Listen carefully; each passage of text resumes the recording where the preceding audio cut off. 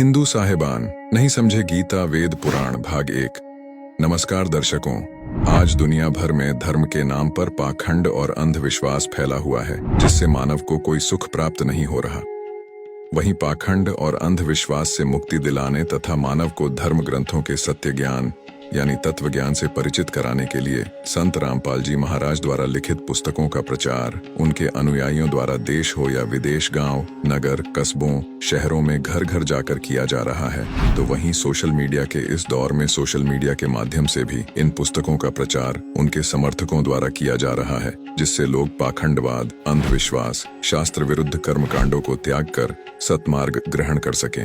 इसी बात के मद्देनजर जगत गुरु तत्वदर्शी संत रामपाल जी महाराज द्वारा हिंदू साहिबान नहीं समझे गीता वेद पुराण नामक एक पवित्र पुस्तक लिखी गई है, जो हिंदू समाज के लिए संजीवनी है तथा वरदान सिद्ध होने वाली है, जिसमें सूक्ष्म वेद यानी तत्व ज्ञान दिया गया है। साथ ही मानव को समझने के लिए वेदों, गीता तथा पुराणों आदि शास्त्रों के प्रमाण दिए गए हैं। संत रामपाल जी महाराज ने हिंदू साहिबान नहीं समझे गीता वेद पुराण पुस्तक में बताया है, ब्रह्मा, विष्णु तथा महेशा तीनों देव दयालु हमेशा। तीन लोक का राज है, ब्रह्मा विष्णु महेश। तीनों देवता कमल दल बसे, ब्रह्मा विष्णु महेश। प्रथम इनकी वंदना, फिर सुन सतगुरु उपदेश। अर्थात तीनों देवता श्री ब्रह्मा जी, श्री विष्णु जी तथा श्री शिव जी बहुत दयालु हृदय के हैं। इनकी केवल स्वर्ग लोक, पाताल लोक, पृथ्वी लोक में सत्ता है।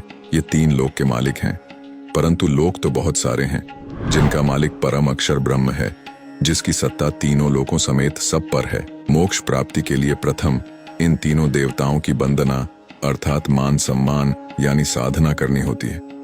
फिर सदगुरु का उपदेश सुनो, जो परम अक्षर ब्रह्म की पूजा साधना बताएगा। उस संत से तत्व ज्ञान सुनो। तत्वदर्शी संत पूर्ण मोक्ष प्राप्ति की साधना और पूजा बताता है। पूर्ण मोक्ष के लिए इन तीनों देवताओं की शास्त्रोक्त साधना करनी होती है, परंतु पूजा गीता अध्याय 8 श्लोक 3, 8, 9, 10, अध्याय 15 श्लोक 17, अध्याय 18 श्लोक 62 में बताए परम अक्षर ब्रह्म की करनी होती है। परम अक्षर ब्रह्म को गीता अध्याय 8 श्लोक 9 तथा अध्याय 15 श्लोक 17 में गीता ज्ञान देने वाले प्रभु ने अपने से अन्य बताया है तथा कहा है कि उत्तम पुरुष यानी पुरुषोत्तम तो मेरे से अन्य है, वही सबका धारण पोषण करने वाला अविनाशी परमेश्वर है। दर्शकों, सतगुरु रामपाल जी महाराज का उद्देश्य विश्व के मानव को सत्य ज्ञान बताकर सनातनी बनाना है।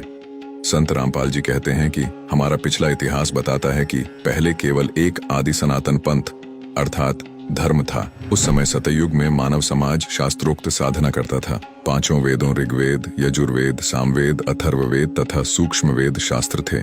4 वेद ब्रह्मा जी को मिले, उनमें संपूर्ण अध्यात्म ज्ञान नहीं था। परम अक्षर ब्रह्म सत्य युग में लीला करने के लिए शिशु रूप धारण करके आए। बड़े होकर सूक्ष्म वेद का प्रचार किया। तब तक उस समय के ऋषियों ने 4 वेदों वाला ज्ञान पढ़ लिया था।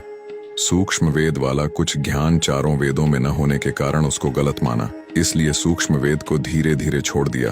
परंतु लगभग 1 लाख वर्ष तक सत्य युग में शास्त्रोक्त भक्ति की गई। इसके पश्चात शास्त्र विधि त्याग कर मनमाना आचरण प्रारंभ हो गया। गीता अध्याय 16 श्लोक 23 व 24 में कहा है कि जो व्यक्ति शास्त्र विधि को त्याग कर अपनी इच्छा से मनमाना आचरण करता है, उसको न सिद्धि प्राप्त होती है, न उसकी गति होती है, न उसे सुख मिलता है। इन 3 वस्तुओं के लिए ही प्रत्येक व्यक्ति भक्ति करता है। लेकिन जब मनमाने आचरण से कोई लाभ नहीं हुआ, तो तत्व ज्ञान के अभाव से हम धर्मों में बंटते चले गए, जो विश्व में अशांति का कारण बन गया, जिससे मानव एक दूसरे का जानी दुश्मन बन गया है। संत गरीबदास जी ने सूक्ष्म वेद में कहा है, आदि सनातन पंथ हमारा, जानत नहीं इसे संसारा। षट दर्शन सब खटपट होए, हमरा पंथ ना पावे कोई। इन पंथों से वह पंथ अलहदा, पंथों बीच सब ज्ञान है बहदा। कैसे हुआ सनातनी पूजा का अंत? दर्शकों, हिंदू साहिबान नहीं समझे गीता वेद पुराण पुस्तक में संत रामपाल जी महाराज ने बताया है कि गीता ज्ञानदाता ब्रह्म ने गीता अध्याय 4 श्लोक 1 और 2 में स्पष्ट किया है कि हे अर्जुन, यही योग यानी गीता वाला अर्थात 4 वेदों वाला ज्ञान मैंने सूर्य से कहा था। सूर्य ने अपने पुत्र मनु से कहा, मनु ने अपने पुत्र इक्ष्वाकु को कहा। इसके पश्चात ये ज्ञान कुछ राज ऋषियों ने समझा। उसके पश्चात ये ज्ञान नष्ट हो गया यानी लुप्त हो गया, जिसका प्रमाण जैन संस्कृति कोश नामक पुस्तक के पृष्ठ 175 से 177 में दिया गया है, जिसमें कहा गया है कि तीर्थंकर ऋषभदेव अंतिम कुलकर अयोध्या के राजा इक्ष्वाकु वंशी नाभिराज के पुत्र थे। ऋषभदेव ने समय आने पर अपने पुत्रों को उनकी योग्यता अनुसार राज्य सौंपकर संसार त्याग दिया और दीक्षा लेकर साधना में लीन हो गए। साधना काल में पाणिपात्री ऋषभदेव 1 वर्ष तक निराहार रहे। बाद में बाहुबली के पौत्र श्रेयांस कुमार ने इक्षुरस देकर उनकी इस निराहार वृत्ति को तोड़ा। लगातार 1000 वर्ष तक तपस्या करने वाले मुनि ऋषभदेव ने अंत में केवल ज्ञान प्राप्त किया और धर्मदेशना प्रारंभ की। प्रथम धर्मदेशना भरत के पुत्र मरीचि को दी, जो बाद में जैन धर्म के 24वें तीर्थकर महावीर वर्धमान बने। पवित्र गीता अध्याय 6 श्लोक 16 में कहा है कि हे अर्जुन, यह योग यानी भक्ति साधना न तो बिल्कुल न खाने वाले की सिद्ध होती है, न अधिक खाने वाले की, न अधिक सोने वाले की, न अधिक जागने वाले की सिद्ध होती है, तथा गीता अध्याय 17 श्लोक 5-6 में कहा है, जो मनुष्य शास्त्र विधि रहित यानी शास्त्र विधि को त्याग कर केवल मन कल्पित घोर तप को तपते हैं, वे शरीर में प्राणियों व कमल चक्रों में विराजमान शक्तियों को तथा हृदय में स्थित मुझको भी कृश करने वाले हैं। उन अज्ञानियों को तू आसुर स्वभाव के जान।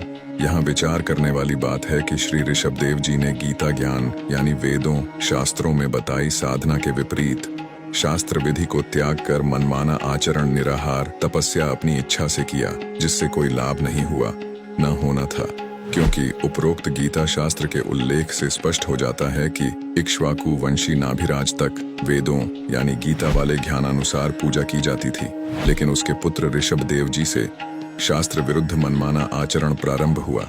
सनातनी पूजा का अंत हुआ, जिससे उनका जीवन नष्ट हो गया था, मोक्ष नहीं हुआ, जिसका प्रमाण श्रीमद् भागवत सुधा सागर यानी सुख सागर पुराण में है कि एक समय ऋषभदेव जी मुख में पत्थर का टुकड़ा लेकर नग्नावस्था में वन में घूम रहे थे। जंगल में आग लग गई। उस दावानल में ऋषभदेव जी जलकर मर गए, जो कि शास्त्र विरुद्ध मनमाने आचरण का ही परिणाम है। और उसी समय से यह शास्त्र विधि त्याग कर मनमाना आचरण सब ऋषिजन करने लगे, क्योंकि राजा नाभिराज तक सत्ययुग लगभग 1 लाख वर्ष व्यतीत हो गया था। गीता का ज्ञान द्वापर के अंत में यानी कलयुग से लगभग 100 वर्ष पहले बोला गया था। गणित की रीति से देखें तो नाभिराज के बाद यह गीता का ज्ञान 37,87,900 वर्ष बाद बोला गया। इस दौरान सब ऋषियों ने वेदों के विपरीत साधना की, जिसका प्रमाण तथा परिणाम 18 पुराण है। सनातनी पूजा का पुनः उत्थान। संत रामपाल जी महाराज बताते हैं कि गीता अध्याय 4 श्लोक 34 में गीता ज्ञानदाता ने कहा है कि उस ज्ञान को यानी सूक्ष्म वेद वाले ज्ञान को तू तत्वदर्शी संतों के पास जाकर प्राप्त कर, जिससे स्पष्ट है कि तत्व ज्ञान गीता में नहीं है। यदि होता तो गीता ज्ञान देने वाला यह नहीं कहता कि तत्व ज्ञान को तत्वदर्शी संतों से जान। तत्वदर्शी संत के अभाव में मानव समाज मनमाना आचरण करके अपना मानव जीवन नष्ट कर रहा है, क्योंकि जब गीता अनुसार तत्वदर्शी संत मिल जाता है तो वह संपूर्ण अध्यात्म ज्ञान बताता है, जिसको सुन समझकर बुद्धिमान मानव अपनी साधना शास्त्रों के अनुसार करता है, जीवन धन्य कर लेता है, एक मानव धर्म बन जाता है। संत गरीबदास जी ने अपनी अमृतवाणी में कहा है, गरीब ऐसा निर्मल नाम है, निर्मल करे शरीर, और ज्ञान मंडलीक है चकवय ज्ञान कबीर। अर्थात सच्चा नाम ऐसा कारगर है जो आत्मा को निर्मल कर देता है। अध्यात्म ज्ञान शरीर के कष्ट भी दूर करता है। कबीर साहिब का अध्यात्म ज्ञान चक्रवर्ती है। अन्य ज्ञान क्षेत्रीय यानी लोक वेद हैं। वहीं हमारे धर्मशास्त्र बताते हैं कि प्रत्येक मानव स्त्री पुरुष के शरीर में कमल दल यानी कमल चक्र बने हैं। मानव शरीर में ही मोक्ष प्राप्त किया जा सकता है। मोक्ष प्राप्ति यानी उस लोक में जाने का एक ही मार्ग है जिसमें परमात्मा यानी परम अक्षर ब्रह्म निवास करता है।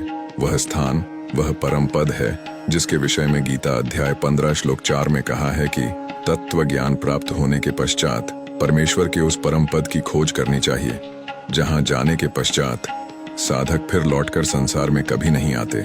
जिस परमेश्वर से संसार रूप वृक्ष की प्रवृत्ति विस्तार को प्राप्त हुई है, यानी जिसने सृष्टि की उत्पत्ति की है, जो सबका धारण पोषण करने वाला है, उसकी भक्ति करो।